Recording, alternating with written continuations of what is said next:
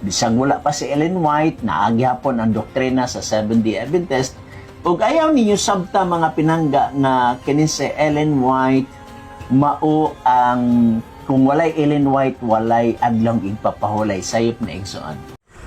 Ang Seventh-day Adventist, nagsugod gid siya sa pagkaporma isip po sa Gitaw Organization mga around 1863. Particularly ang ilang formal nga pagkatukod Mayo 1863. So in terms of teachings and gitawag og kining presentation sa ilahang mga doctrines, nagsugod na gyud na kang Ellen G. White o sa tulon niya ka mga barkadang mga Amerikano o sa dinha ang iyahang bana nga si James White. So karon tinuod ba nga ang Seventh-day Adventist ang ilahang gisunod ang pagtulunan sa nakasulat sa balang kasulatan? No sir, no ma'am. Nga naman kay kung may kag Sabbath manggod sa Biblia na ay gitawag og biblical Sabbath. Kanang ilaha Americanized Sabbath. Nga naman kay kanang ilang Sabbath dili man na may gisulti sa Biblia nga Sabbath. Bisan pag mingon ta nga tawag ining pareho sa ikapitong adlaw, pero in terms kay anak nga pahimong Sabat nangod sa Sabat kanang celebration anang adlaw.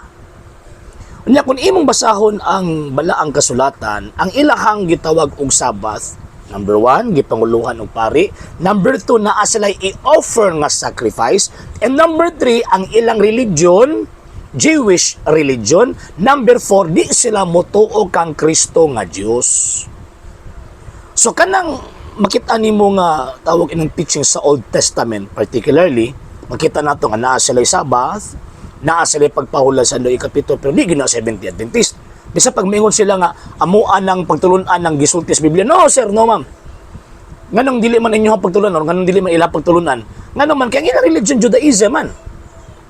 Dili man Seventh-day Adventist. Okay lang unta ko ng ilang religion at that time Seventh-day Adventist bisa pag wala pa si Ellen G. White. So, ba't ako ipasabot, kining mga amigo na to nga mga piki nga mga Sabadista, igo lang yun na sila nangopya, wa pag yun nila tarunga o kopya. Kasi ako nang gingon, kanang Sabat-Sabat nga ilang ginasunod, dili na ang Biblical Sabbath. O wapod sila labot anang Biblical Sabbath. Nga naman, kinili man sila member sa Judaism. Diba? Si Kristo kay member man sa Judaism, o nang ang ilahang tawag ining adlaw isisimba, adlaw igpapahulay. Pero ang mga apostol, nga member kaniya to Judaism, nahimo namang na ay bagong reliyon, gitukod na Ginoong Kristo o ang ilang commemoration sa pagsimba ng Ginoong Kristo adlong Domingo, dili adlong Sabado. Hindi ka makabasa sa Biblia, dili ka makabasa sa kasaysayan nga ang mga apostol nagsimba kang Kristo adlong Sabado. Dili ka makabasa. Ang ilang teachings, ang ilang pagsimba kang Kristo adlong Domingo.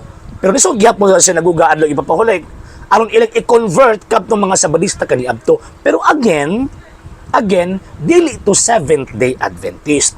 Kung tinuod pa nga ang Seventh-day Adventist misunod sa balaang kasulatan, dapat unta kining mga ilang mga membro, dapat unta dili sila magpasakop ang Ellen G. White. Dapat dito sila magpasakop kang gitawag og sa Judaism mismo. At the same time, ang ilahang tawag yung teaching nga sola scripture dili man pud na ila. Kinopya mangyapon po nila kang Martin Luther. Ang ilahara mang giimbento din na kanang mingon sila nga si Ellen G. White propeta. Wa po das Biblia. So man na kumingon sila nga di na tinuod nga tawag ini nga wala pa si Ellen G. White, wala gitawag og Sabbath. Dili man kamo. Kalayo ra ba ninyo?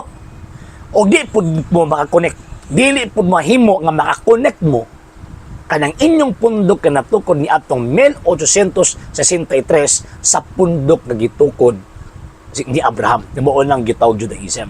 And at the same time, wa man pud nagtukod sa Kristo Seventh-day Adventist. Wa nagtukod sa Kristo Seventh-day Adventist. Unya kanang gitukod ni Kristo gitawag na for the first 1,000 years the Christian Church, the One Church, the Holy Church, the Holy Catholic Church, o mas na-known na karon nga Roman Catholic Church. So buti pasabot kinang Seventh-day Adventist, wala koneksyon sa mga Hudyo, wala koneksyon sa Biblia, wala koneksyon kang Ginoong Kristo, pero connected sila sa mga Amerikano nga nagtukod ni ining maong punduka. So ang prinsipyo sa balaang kasulatan, kung kinsa gani ang magtutukod, mao gitoy ilahang manluluwas. So ang manluluwas aning mga pikil sa Badista katong upat kabuk Amerikano, usa na din na si Ellen G. White.